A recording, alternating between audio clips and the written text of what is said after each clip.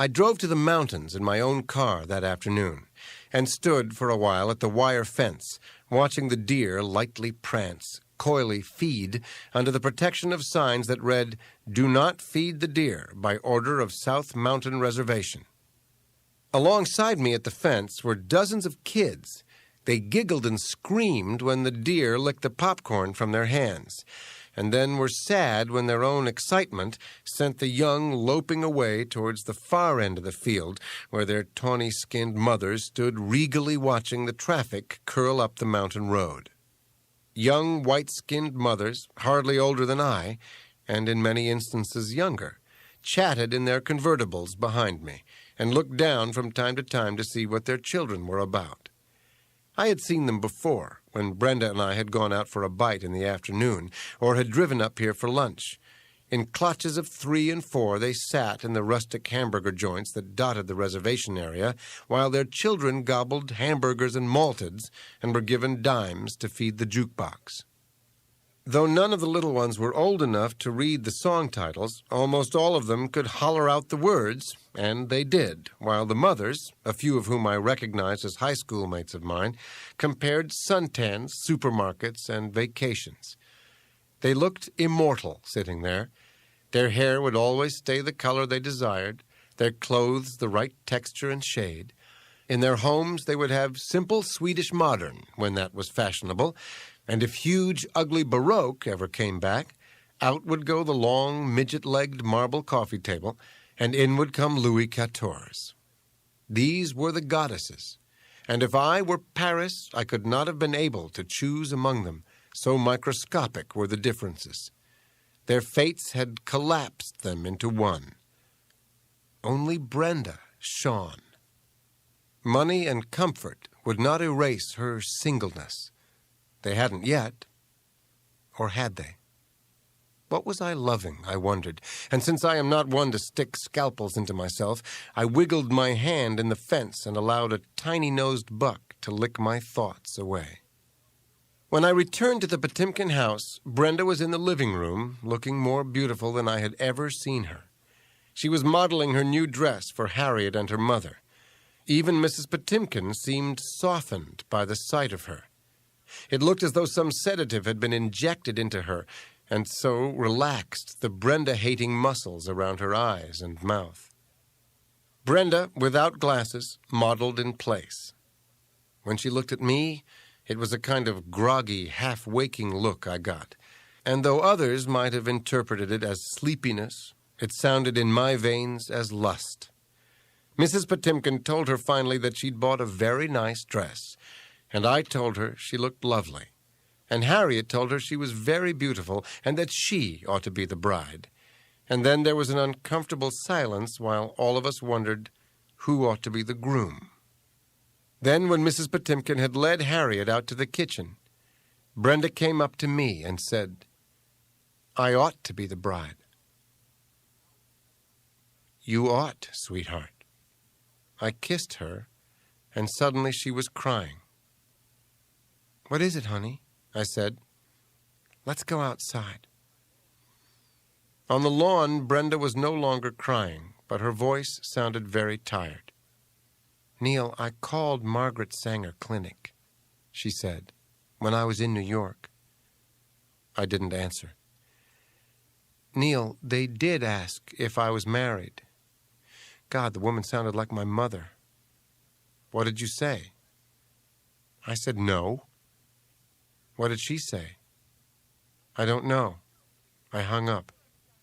She walked away and around the oak tree.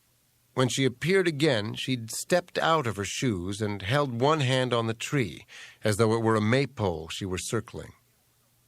"You can call them back," I said. She shook her head. "No, I can't. I don't even know why I called in the first place. We were shopping, and I just walked away, looked up the number, and called." "Then you can go to a doctor." She shook again. "Look, Bren," I said, rushing to her, "we'll go together to a doctor in New York. I don't want to go to some dirty little office." "We won't. We'll go to the most posh gynecologist in New York, one who gets Harper's Bazaar for the reception room. How does that sound?" She bit her lower lip. "You'll come with me?" she asked. "I'll come with you." "To the office?" "Sweetie, your husband wouldn't come to the office." "No? He'd be working." "But you're not," she said. "I'm on vacation," I said. But I had answered the wrong question. "Bren, I'll wait, and when you're all done, we'll buy a drink. We'll go out to dinner." "Neil, I shouldn't have called Margaret Sanger. It's not right." "It is, Brenda. It's the most right thing we can do." She walked away, and I was exhausted from pleading. Somehow I felt I could have convinced her had I been a bit more crafty, and yet I did not want it to be craftiness that changed her mind. I was silent when she came back, and perhaps it was just that, my not saying anything, that prompted her finally to say, "I'll ask Mother Potemkin if she wants us to take Harriet, too." I shall never forget the heat and mugginess of that afternoon we drove into New York. It was 4 days after the day she'd called Margaret Sanger. She put it off and put it off, but finally on Friday, 3 days before Ron's wedding and 4 before her departure, we were heading through the Lincoln Tunnel, which seemed longer and fumier than ever, like hell with tiled walls. Finally we were in New York and smothered again by the thick day. I pulled around the policeman who directed traffic in his shirt sleeves and up onto the Port Authority roof to park the car. "Do you have cab fare?" I said. "Aren't you going to come with me?"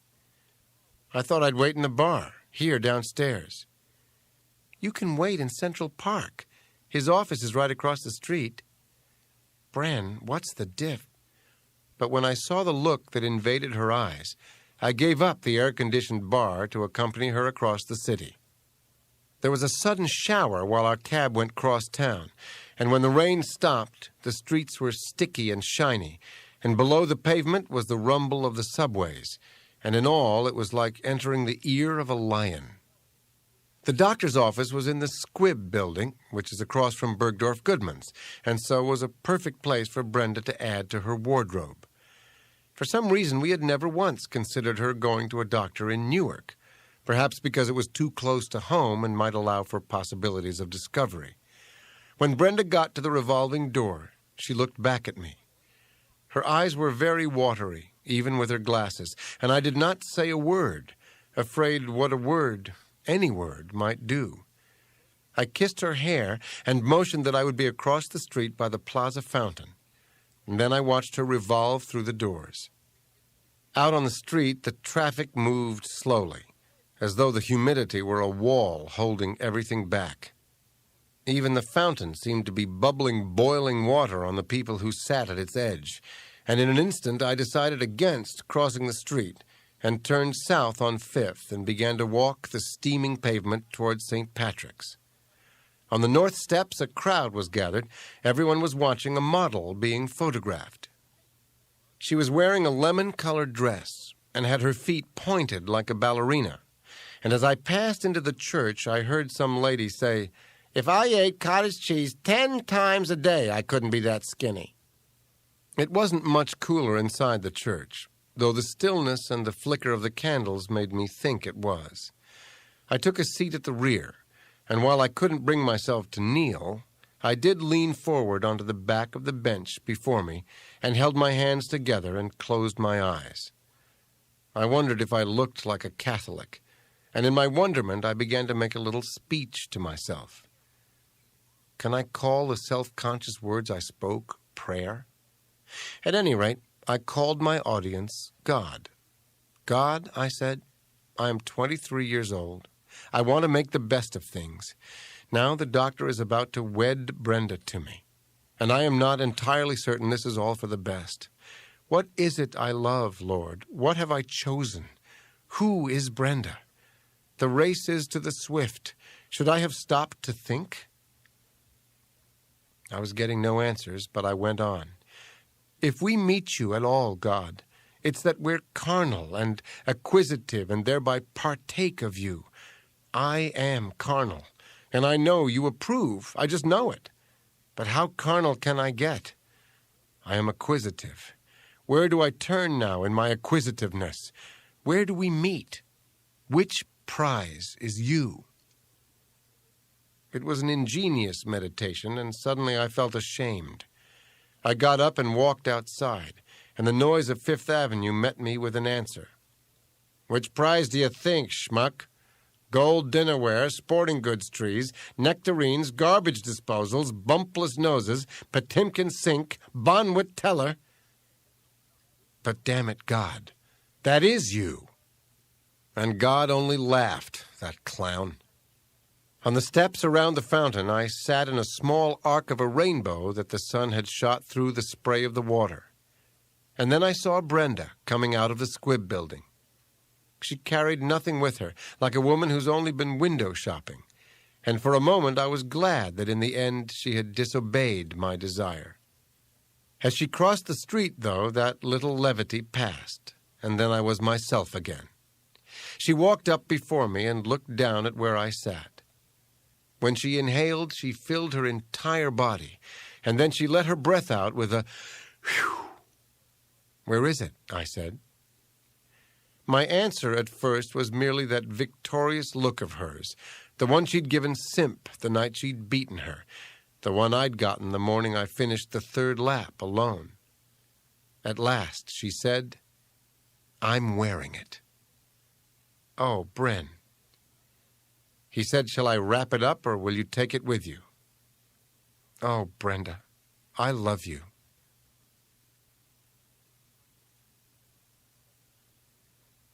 We slept together that night, and so nervous were we about our new toy that we performed like kindergartners, or, in the language of that country, like a lousy double-play combination. And then the next day we hardly saw one another at all. For with the last-minute wedding preparations came scurrying, telegramming, shouting, crying, rushing, in short, lunacy. Even the meals lost their Potemkin fullness and were tortured out of Kraft cheese, stale onion rolls, dry salami, a little chopped liver, and fruit cocktail. It was hectic all weekend, and I tried as best I could to keep clear of the storm, at whose eye Ron, clumsy and smiling, and Harriet, flittering and courteous, were being pulled closer and closer together. By Sunday night, fatigue had arrested hysteria, and all of the Potemkins, Brenda included, had gone off to an early sleep. When Ron went into the bathroom to brush his teeth, I decided to go in and brush mine. While I stood over the sink, he checked his supports for dampness. Then he hung them on the shower knobs and asked me if I would like to listen to his records for a while. It was not out of boredom and loneliness that I accepted. Rather, a brief spark of locker-room camaraderie had been struck there among the soap and the water and the tile, and I thought that perhaps Ron's invitation was prompted by a desire to spend his last moments as a single man with another single man. If I was right, then it was the first real attestation he'd given to my masculinity. How could I refuse? I sat on the unused twin bed. "You want to hear Mantovani?" "Sure," I said. "Who do you like better, him or Kostelanetz?" "It's a toss-up." Ron went to his cabinet. "Hey, how about the Columbus record? Brenda ever play it for you?" "No, I don't think so." He extracted a record from its case, and like a giant with a seashell, placed it gingerly on the phonograph. Then he smiled at me and leaned back onto his bed. His arms were behind his head and his eyes fixed on the ceiling. "They give this to all the seniors, with the yearbook." But he hushed as soon as the sound began. I watched Ron and listened to the record. At first there was just a roll of drums, then silence, then another drum roll, and then softly a marching song, the melody of which was very familiar. When the song ended, I heard the bells, soft, loud, then soft again. Then finally there came a voice, bowel-deep and historic, the kind one associates with documentaries about the rise of fascism. "The year 1956. The season, fall. The place, Ohio State University. Blitzkrieg, Judgment Day. The Lord had lowered his baton, and the Ohio State Glee Club were lining out the alma mater as if their souls depended on it. After one desperate chorus, they fell, still screaming, into bottomless oblivion, and the voice resumed. The leaves had begun to turn and redden on the trees. Smoky fires line Fraternity Row as pledges rake the leaves and turn them to a misty haze. Old faces greet new ones, new faces meet old, and another year has begun. Music. Glee Club in great comeback. Then the voice. The place, the banks of the Olentangy. The event, homecoming game 1956. The opponent, the ever-dangerous Ellini. Roar of crowd. New voice, Bill Stern. Ellini over the ball, the snap. Lindy fading to pass. He finds a receiver. He passes long downfield, and it's intercepted by number 43, Herb Clark of Ohio State. Clark evades one tackler. He evades another as he comes up to midfield. Now he's picking up blockers. He's down to the 45, the 40, the 35. And as Bill Stern egged on Clark, and Clark Bill Stern, Ron, on his bed with just a little body English, eased Herb Clark over the goal. And it's the Buckeyes ahead now, 21-19. What a game! The voice of history baritoned in again.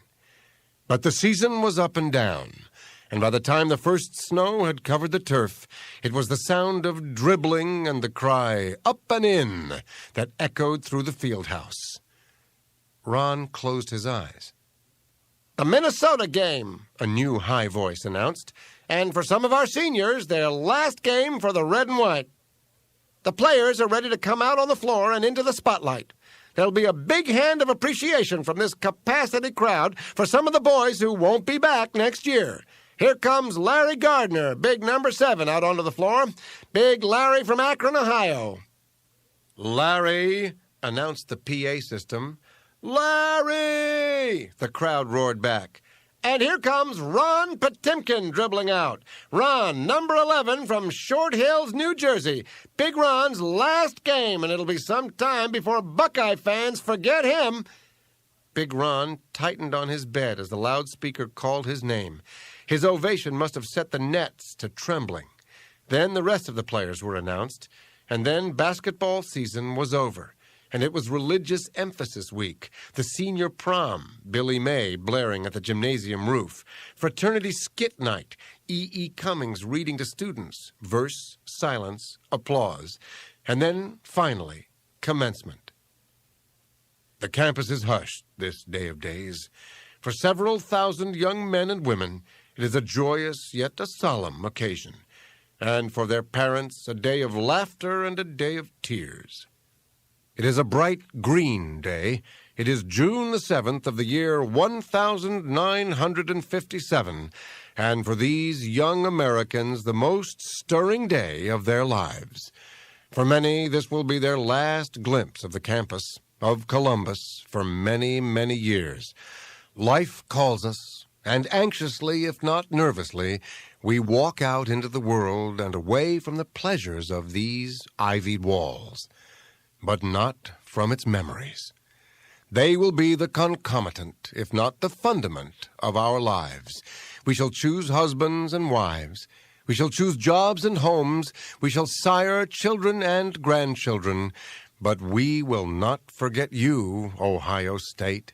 In the years ahead, we will carry with us always memories of thee, Ohio State.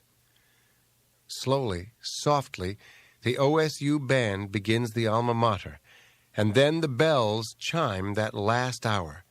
Soft, very soft, for it is spring. There was gooseflesh on Ron's veiny arms as the voice continued. "We offer ourselves to you then, world, and come at you in search of life. And to you, Ohio State, to you, Columbus, we say thank you. Thank you and goodbye. We will miss you in the fall, in the winter, in the spring, but someday we shall return. Till then, goodbye, Ohio State. Goodbye, red and white. Goodbye, Columbus. Goodbye, Columbus. Goodbye. Ron's eyes were closed. The band was upending its last truckload of nostalgia, and I tiptoed from the room in step with the 2,163 members of the class of '57.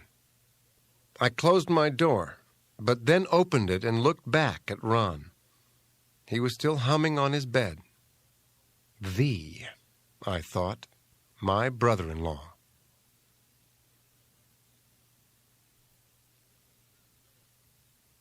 The wedding. Let me begin with the relatives. There was Mrs. Potemkin's side of the family, her sister Molly, a tiny buxom hen whose ankles swelled and ringed her shoes, and who would remember Ron's wedding if for no other reason than she'd martyred her feet in 3-inch heels, and Molly's husband, the butter and egg man, Harry Grossbart, who had earned his fortune with barley and corn in the days of Prohibition. Now he was active in the temple, and whenever he saw Brenda, he swatted her on the can.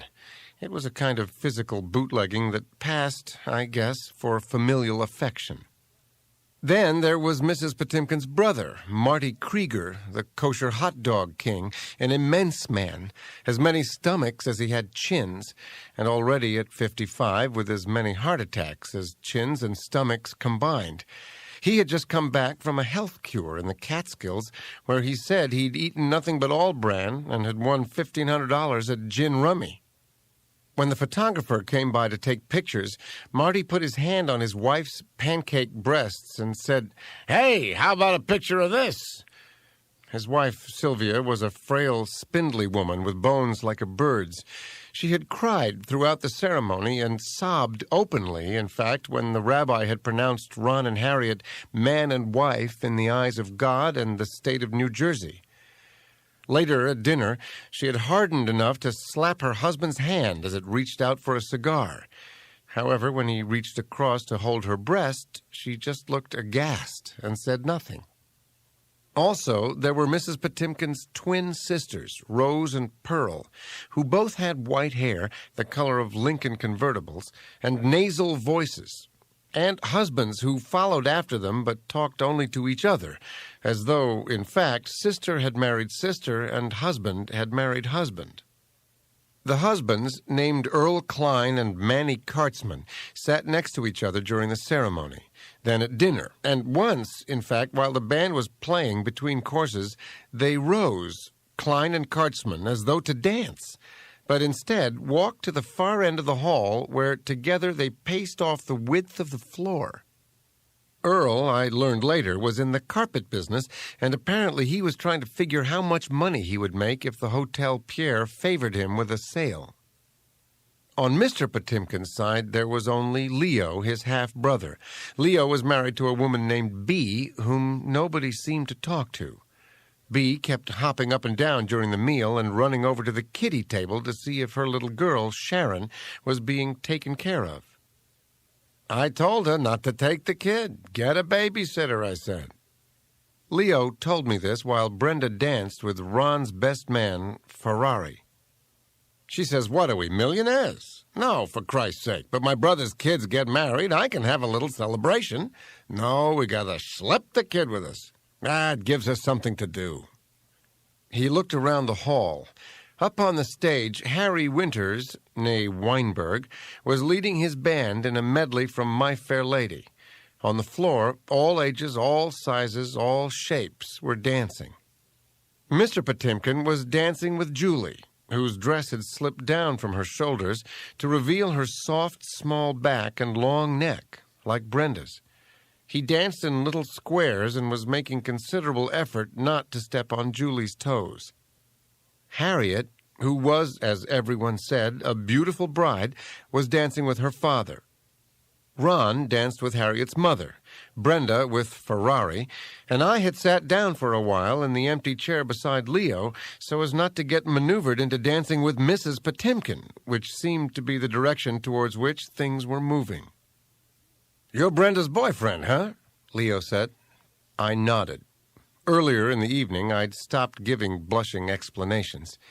"You got a deal there, boy," Leo said. "You don't louse it up." "She's very beautiful," I said. Leo poured himself a glass of champagne and then waited as though he expected a head to form on it. When one didn't, he filled the glass to the brim. "Beautiful, not beautiful, what's the difference? I'm a practical man. I'm on the bottom, so I gotta be. You're Ali Khan, you worry about marrying movie stars. I wasn't born yesterday. You know how old I was when I got married? 35 years old. I don't know what the hell kind of hurry I was in." He drained his glass and refilled it. "I'll tell you something. One good thing happened to me in my whole life. Two, maybe. Before I came back from overseas, I got a letter from my wife. She wasn't my wife then. My mother-in-law found an apartment for us in Queens. $62.50 a month it cost. That's the last good thing that happened." "What was the first?" "What first?" "You said two things," I said. "I don't remember. I say two because my wife tells me I'm sarcastic and a cynic. That way maybe she won't think I'm such a wise guy." I saw Brenda and Ferrari separate, and so excused myself and started for Brenda. But just then Mr. Potemkin separated from Julie, and it looked as though the two men were going to switch partners. Instead, the four of them stood on the dance floor, and when I reached them, they were laughing, and Julie was saying, "What's so funny?"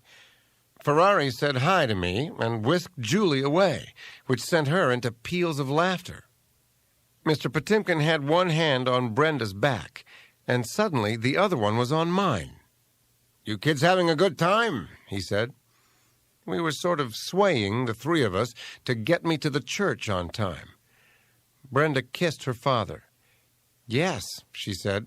"I'm so drunk my head doesn't even need my neck." "It's a fine wedding, Mr. Potemkin." "You want anything? Just ask me," he said, a little drunken himself. "You're two good kids. How do you like that brother of yours getting married, huh? Is that a girl or is that a girl?" Brenda smiled, and though she apparently thought her father had spoken of her, I was sure he'd been referring to Harriet. "You like weddings, Daddy?" Brenda said. "I like my kids' weddings." He slapped me on the back. "You two kids, you want anything? Go, have a good time. Remember," he said to Brenda, "you're my honey." Then he looked at me. "Whatever my buck wants is good enough for me. There's no business too big it can't use another head." I smiled, though not directly at him, and beyond I could see Leo sopping up champagne and watching the three of us. When he caught my eye, he made a sign with his hand, a circle with his thumb and forefinger, indicating, "That a boy, that a boy." After Mr. Potemkin departed, Brenda and I danced closely, and we only sat down when the waiters began to circulate with the main course. The head table was noisy, particularly at our end, where the men were almost all teammates of Ron's, in one sport or another. They ate a fantastic number of rolls. Tank Feldman, Ron's roommate, who had flown in from Toledo, kept sending the waiter back for rolls, for celery, for olives, and always to the squealing delight of Gloria Feldman, his wife, a nervous, undernourished girl who continually looked down the front of her gown as though there was some sort of construction project going on under her clothes. Gloria and Tank, in fact, seemed to be self-appointed precinct captains at our end. They proposed toasts, burst into wild song, and continually referred to Brenda and me as lovebirds. Brenda smiled at this with her eye teeth, and I brought up a cheery look from some fraudulent oracle of my heart. And the night continued. We ate, we drank, we danced. Rose and Pearl did the Charleston with one another, while their husbands examined woodwork and chandeliers. And then I did the Charleston with none other than Gloria Feldman, who made coy, hideous faces at me all the time we danced. Near the end of the evening, Brenda, who'd been drinking champagne like her Uncle Leo, did a Rita Hayworth tango with herself, and Julie fell asleep on some ferns she'd whisked off the head table and made into a mattress at the far end of the hall. I felt a numbness creep into my hard palate, and by 3 o'clock people were dancing in their coats. Shoeless ladies were wrapping hunks of wedding cake in napkins for their children's lunch, and finally Gloria Feldman made her way over to our end of the table and said, freshly, "Well, our little Radcliffe smarty, what have you been doing all summer?" "Growing a penis." Gloria smiled and left as quickly as she'd come, and Brenda, without another word, headed shakily away for the ladies' room and the rewards of overindulgence. No sooner had she left than Leo was beside me, a glass in one hand, a new bottle of champagne in the other. "No sign of the bride and groom?" he said, leering. He'd lost most of his consonants by this time and was doing the best he could with long, wet vowels. "Well, you're next, kid. I see it in the cards. You're nobody's sucker." And he stabbed me in the side with the top of the bottle, spilling champagne onto the side of my rented tux. He straightened up, poured more onto his hand and glass, and then suddenly stopped. He was looking into the lights, which were hidden beneath a long bank of flowers that adorned the front of the table.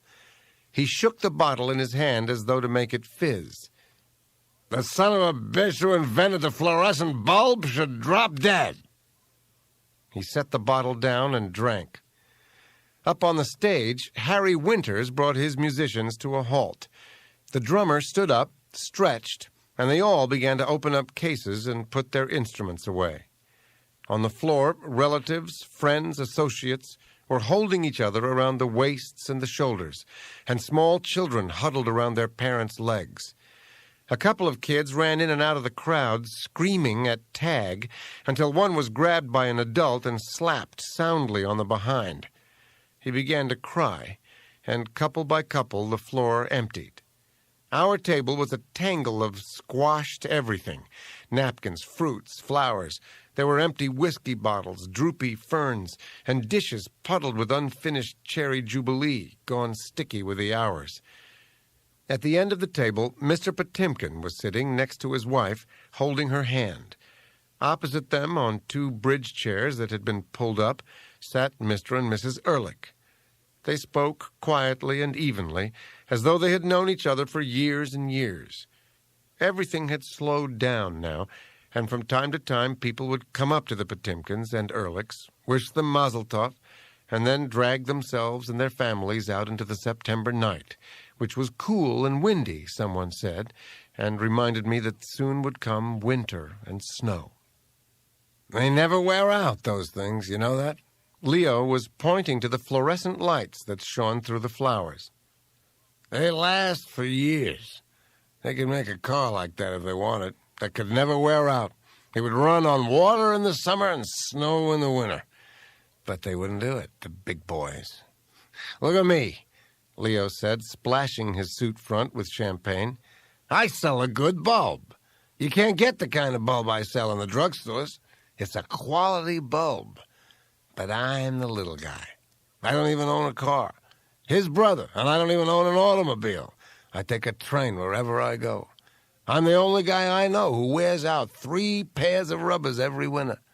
Most guys get new ones when they lose the old ones. I wear them out like shoes. Look," he said, leaning into me, "I could sell a crappy bulb. It wouldn't break my heart. But it's not good business." The Ehrlichs and Potemkins scraped back their chairs and headed away, all except Mr. Potemkin, who came down the table towards Leo and me. He slapped Leo on the back. "Well, how you doing, Starker?" "All right, Ben, all right." "You have a good time?" "You had a nice affair, Ben. It must have cost a pretty penny, believe me." Mr. Potemkin laughed. "When I make out my income tax, I go to see Leo. He knows just how much money I spent." "You need a ride home?" he asked me. "No, thanks. I'm waiting for Brenda. We have my car." "Good night," Mr. Potemkin said. I watched him step down off the platform that held the head table and then start towards the exit. Now, the only people in the hall, the shambles of a hall, were myself, Leo, and his wife and child, who slept, both of them, with their heads pillowed on a crumpled tablecloth at a table down on the floor before us. Brenda still wasn't around. "When you got it," Leo said, rubbing his fingers together, "you can afford to talk like a big shot. Who needs a guy like me anymore? Salesmen, you spit on them. You can go to the supermarket and buy anything. Where my wife shops, you can buy sheets and pillowcases. Imagine, a grocery store. Me, I sell to gas stations, factories, small businesses all up and down the East Coast. Sure, you can sell a guy in a gas station a crappy bulb that'll burn out in a week. For inside the pumps, I'm talking. It takes a certain kind of bulb, a utility bulb. All right, so you sell him a crappy bulb, and then a week later he puts in a new one. And while he's screwing it in, he still remembers your name. Not me. I sell a quality bulb. It lasts a month, 5 weeks before it even flickers, and then gives you another couple of days, dim maybe, but so you shouldn't go blind. It hangs on. It's a quality bulb. Before it even burns out, you notice it's getting darker, so you put a new one in. What people don't like is when 1 minute it's sunlight and the next dark. Let it glimmer a few days, and they don't feel so bad. Nobody ever throws out my bulb. They figure they'll save them, can always use them in a pinch. Sometimes I say to a guy, "You ever throw out a bulb you bought from Leo Potemkin?" You gotta use psychology. That's why I'm sending my kid to college. You don't know a little psychology these days, you're licked. He lifted up an arm and pointed out to his wife. Then he slumped down in his seat. "Ah," he said, and drank off half a glass of champagne. "I'll tell you, I go as far as New London, Connecticut. That's as far as I'll go. And when I come home at night, I stop first for a couple of drinks. Martinis. 2 I have, sometimes 3. That seems fair, don't it? But to her, a little sip or a bathtub full, it smells the same. She says it's bad for the kid if I come home smelling. The kid's a baby, for God's sake. She thinks that's the way I'm supposed to smell. 48-year-old man with a 3-year-old kid? She'll give me thrombosis, that kid. My wife, she wants me to come home early and play with the kid before she goes to bed. Come home, she says, and I'll make you a drink. Ha! I spend all day sniffing gas, leaning under hoods with grimy polishes in New London, trying to force a lousy bulb into a socket.